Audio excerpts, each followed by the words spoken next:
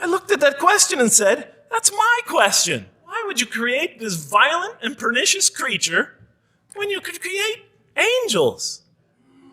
You can't just get off that easy. You can't just tell me you know exactly what you're doing. Not after what I've been through. And it began like this. It said, behold, your Lord said to the angels, I am going to place a vicegerent on earth. The Arabic word is khalifa. It means a representative or an emissary of mine. I am going to place a vicegerent on earth. And they said, the angels said, will you place therein one who will spread corruption and shed blood, while we celebrate your praises and glorify your holiness? And God said, he said, truly I know what you do not know.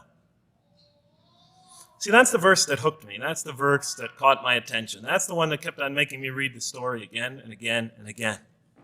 Because listen to the way it begins. Behold, your Lord said to the angels, I'm going to place a representative of mine on earth, a vicegerent of mine, an emissary, one who acts on my behalf. I thought, that's not the way it goes. You're not supposed to be placing man on earth in some positive role, some elective office. You place man on earth as a punishment for his sin. Clearly, I knew the author didn't quite get the point. But still, it was an amazing line. But then I come to the next line, and it says, and the angels say, will you place therein one who will spread corruption and shed blood, while we celebrate your praises and glorify you? I looked at it again. I couldn't believe the question. They said, will you place therein one who will spread corruption and shed blood, while we, the angels, celebrate your praises and glorify you? I looked at that and I said, exactly. That would be my question. Why would you create this being, supposedly for some positive role, when he's capable of doing tremendous wrongdoing? When he could spread corruption and shed much blood? Why would you create this violent and pernicious creature when you could create angels? As the angels clearly say, while we, the angels, celebrate your praises and glorify you. They're asking one of the most fundamental questions in the entire history of religion. Why create you, man, this utterly fallible creature, this creature who could rebel against God's will, who could do such tremendous wrongdoing, who could wreak havoc like no other creature on earth, when you can make them angels? And look where the question is being asked. It's being asked in heaven. It's almost like saying, look, why don't you just make them angels and be up here in heaven with us, Why don't you just make them angels, pop them into heaven, he's fine. Why would you put him on earth where he could feel distant from you, where he could work out his worst criminal tendencies, act them out, feeling somehow independent and apart from you and free to do whatever he wants, when you could just make them angels and put them into heaven and make them perfectly submissive to your will? I looked at that question and said, that's my question. I'm not even a single verse into the story of mankind, and there before me I see my question. That whole question, everything that I ever thought, everything that I ever experienced, everything that I ever knew was in that question. It was as if the author took my life and wanted to pick out exactly the right question to humiliate me, to provoke me, to anger me. Why create man, this most destructive and violent creature, when you can make them angels? And then look at the answer.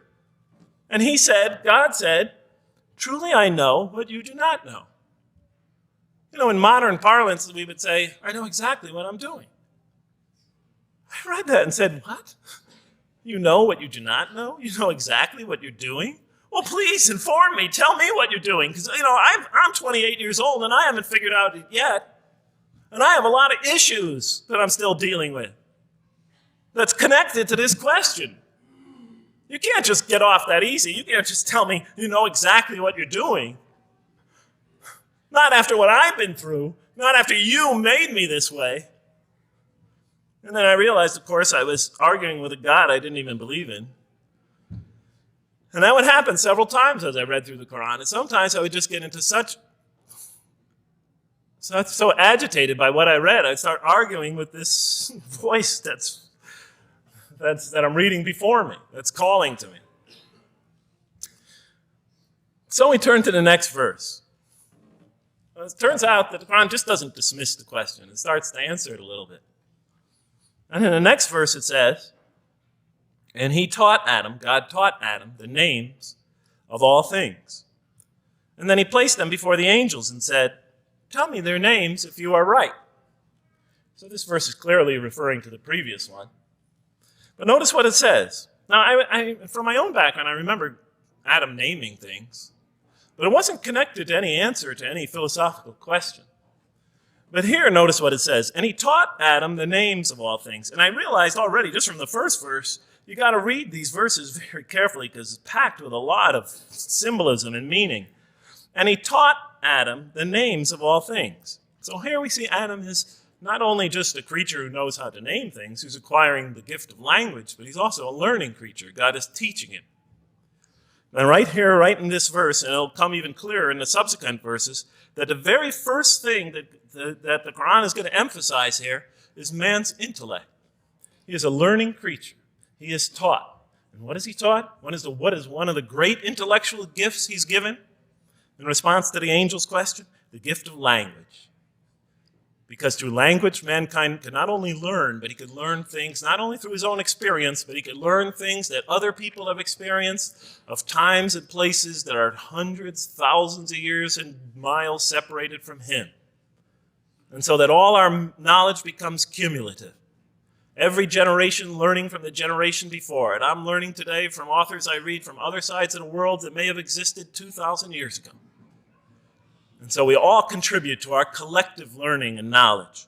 And so I'll see later in the Quran, when the Quran will emphasize this again and again and again. Like in one verse it says, read in the name of your Lord who created.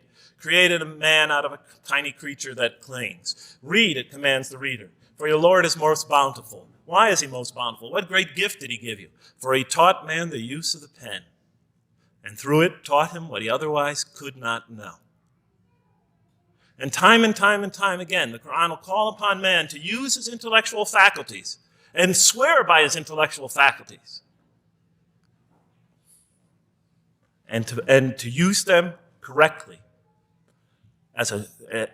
because they play a fundamental role in guiding him to truth. I never came upon a scripture that puts so much emphasis on the correct use of our intellectual faculties, on the harnessing of reason, in helping us attain to faith. And he taught Adam the names of all things. And then he placed them before the angels and said, tell me their names if you are right. Okay, you have this objection, you have this natural question about this creation of mankind.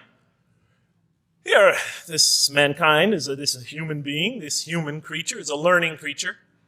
He has many intellectual gifts. Here, I'm going to place these things before you. Tell me their names if you are right about man. What did the angels say? In the next verse they say, glory to you. We have no knowledge except what you have taught us. In truth, it is you who are knowing, the wise.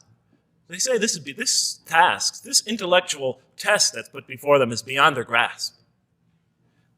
Notice what they emphasize. We have no knowledge. This would take knowledge. This would take an intellect that they don't possess. In truth, it is you who are knowing, the wise. You got it. It's easy for you. You're the knowing, the wise. You have knowledge. You have wisdom. But this would take knowledge and wisdom that is beyond us. And so in the next verse we read, and he said, "O Adam, tell them their names." And when he had told them their names, notice how it's like it's nothing for him. For mankind, he has this phenomenal ability. And when he had told them their names, it's just a triviality for man. He names them. "O Adam, tell them their names." And when he had told them their names, God said, "Did I not tell you that I know what is unseen in the heavens and the earth? And I know what you reveal and conceal?" And he's clearly going back to the angel's question. Yes, you have these natural concerns about the creation of mankind. Yes, he could do these evil things. But look at this tremendous intellect he has. This is something you have overlooked, that you haven't considered. And that's clearly the point of these verses. Even though I felt that the author didn't quite, it was as if I realized that he just didn't misunderstand the story. He was taking one of the great stories in the history of humankind, one of the fundamental greatest stories in the history of mankind, and molding it and using it as a vehicle for an entirely original message. And God said, did I not tell you that I know what is unseen in the heavens and the earth? And I know what you reveal and what you conceal?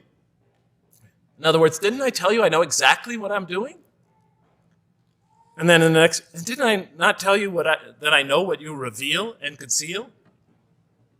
I looked at that. What did they reveal and what did they conceal? What did their question reveal and conceal?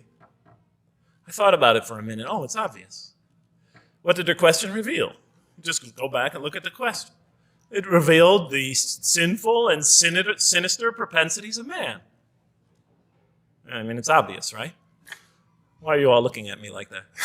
You're starting to scare me. You're all looking very serious. Am I losing you? Wow. Okay. So, they revealed the sinister and evil propensities of man. But what did their question conceal? And all you have to do is think about it for a minute. Human beings, yes, they could do evil. Yes, they could do wrong. Yes, they could create misery. But they could also do exactly the opposite. They could choose to do evil. They could choose to do tremendous good. They could choose to do tremendous violence. They could choose to show tremendous compassion. They could choose to be, to live by falsehood. They could choose to live by the greatest truths. They could be terribly ugly. They could be terribly beautiful. And up until that point in my life, I, like the angels, had only saw one side of the coin. For the first time when I read that verse, believe it or not, it was an eye-opener for me. I had always been obsessed with the evil potentials of human beings. When I read that verse, I realized that, and I had a great example right in front of me with my own mom. I realized that I had been blinded by only one side of human nature. So we go on to the next verse. And behold, we said to the angels, bow down to Adam. Before leaving, make sure to subscribe, share your comments, and turn on notifications for the latest updates.